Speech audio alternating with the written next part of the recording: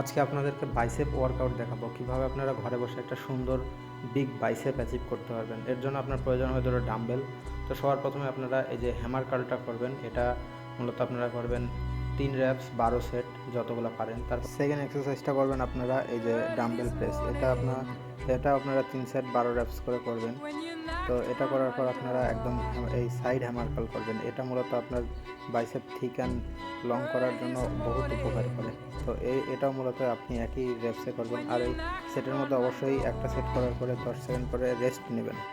এরপর আপনারা এই ওয়ার্কআউটটা করবেন, এটা আপনার বাইসেপকে মোটা করতে সাহায্য করবে। তো লাস্ট আপনারা এই এক্সারসাইজটা করবেন। এটার জন্য আপনারা কোথাও একটা বসে নেবেন, তারপরে পায়ের সাথে বাঁধিয়ে নিয়ে এইভাবে আপনারা এক্সারসাইজটা করবেন।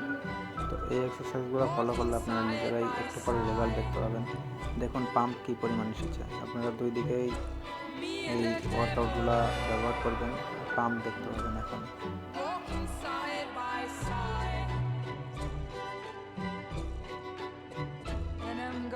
See my